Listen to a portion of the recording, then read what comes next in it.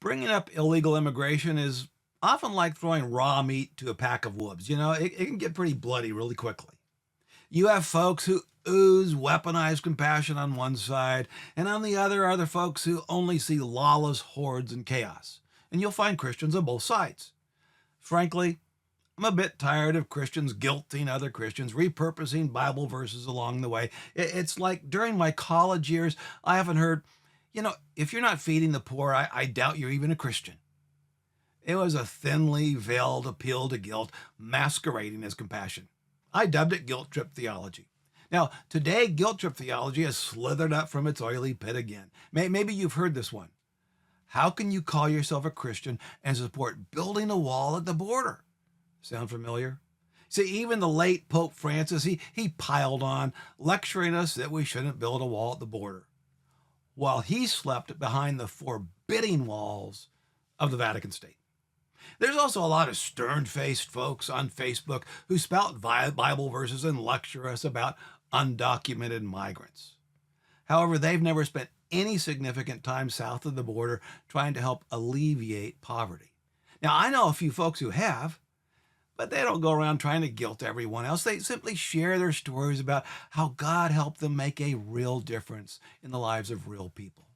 It's the be warm, be fed syndrome that James 2:16 condemns. In modern parlance, we call it virtue signaling. Now, here's the thing. I really don't care what the purveyors of guilt lecture us about. I suspect they're simply trying to alleviate their own feelings of guilt. But in the end, only God's opinion matters, folks. So what does he want us to do? Is it possible to love illegal migrants legally? I think it is. Listen and then let me know what you think. This is Brad Bright. Welcome to the God is the Issue podcast, where I show how God is the issue in every issue. Why? Because we can trace all our human problems to our view of God. Now, if you find this podcast helpful, please remember to like and subscribe. And when subscribing, don't forget to click on the bell so you'll be notified whenever I post a new podcast. Now, let me begin by quickly summarizing the most common cliches of guilt trip vendors. First is, some folks babble that no human is illegal. I disagree. I think some should be illegal. Drug dealers, gang members, sex offenders, sex traffickers, pedophiles, terrorists, and serial lawbreakers. Now, some folks say that illegal aliens deserve due process, and I agree. But due process should be limited to determine if they are here legally or not. Once that is clearly established, they've received due process. Now, some folks assert that love your neighbor means we should let anyone enter America who wants to come in. I couldn't disagree anymore. I think love your neighbor means you can't heartlessly ignore those who are harmed by illegal immigration. That's selective compassion, favoritism. And favoritism isn't love, it's favoritism. Now, furthermore, ignoring the long-term ripple effect of encouraging millions and millions of people to break the law will most certainly result in negative, unintended consequences, like teaching people you don't have to really obey the law.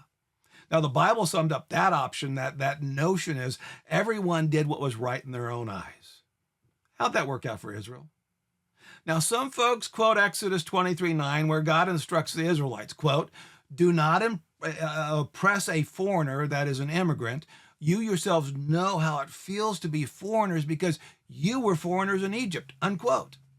Now, those folks assert that the verse implies that turning away or expelling illegal immigrants is a form of oppression. But folks, the irony of quoting that verse is that God sent 10 plagues on Egypt to force Pharaoh to what? To expel the Israelites. Now, God judged Pharaoh not just for mistreating the Israelites, but for not letting the Israelites go. You see, he wouldn't let them leave. He wanted to expel them. Yet somehow these folks twist those words, the word oppress in this verse, to mean expel. Go figure. Now, some folks declare that ancient Israel didn't have any laws barring foreigners from migrating into Israel, so we shouldn't either. Are they really implying that our laws should be identical to ancient Israel's, or are they just cherry picking? But here's the bigger principle those same folks completely ignore. In ancient Israel, foreigners were required to abide by all the laws of Israel, every jot and tittle. So if the principle is that foreigners should abide by all the laws of their host country, then why would we exclude immigration laws? Well, that's a quick summary. It's not comprehensive, I know. If you want to take a deeper dive, you can listen to some of my past episodes on illegal immigration. But let's move on to how to love illegal immigrants legally. Let me give you the basis for my thinking on this issue. It's this: never compromise truth and never compromise love.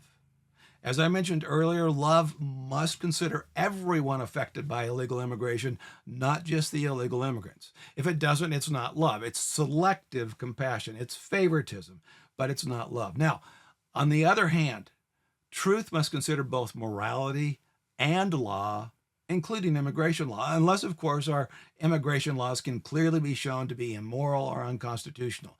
But if not, then we as followers of Jesus must abide by them unless they are changed. That means as Christians, we must both love the illegals and uphold the law. So the question is, how do you love illegal aliens legally? Well, the first step is to help any illegal aliens that you know personally to understand they have a moral obligation before God to abide by our laws if they want to live here.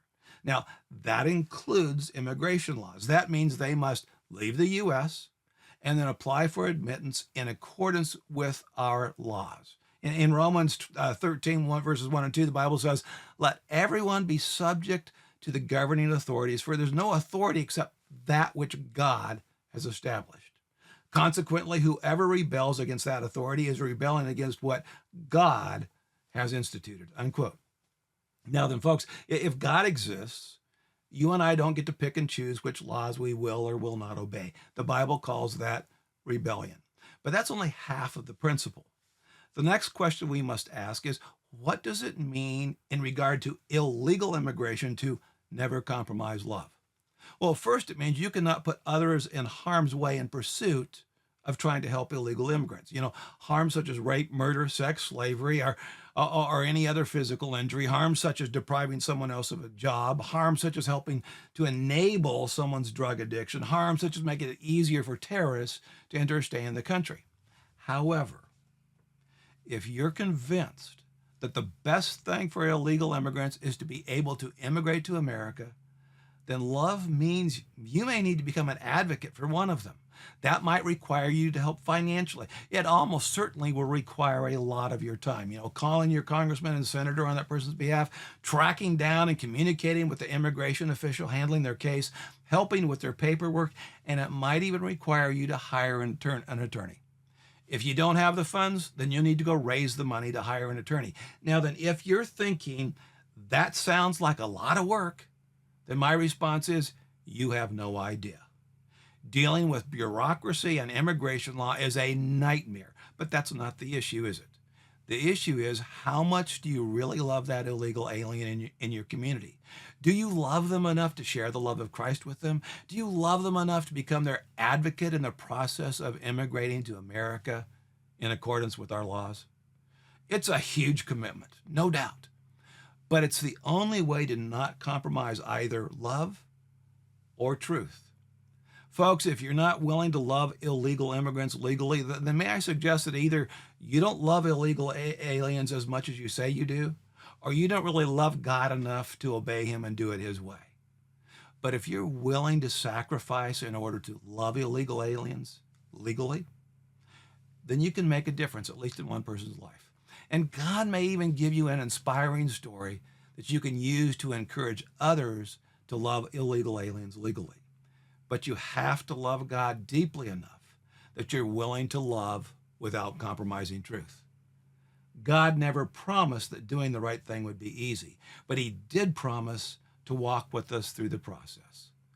God is the issue in every issue, including how to love illegal aliens legally. This is Brad Bright. Thanks for joining me today, and God bless.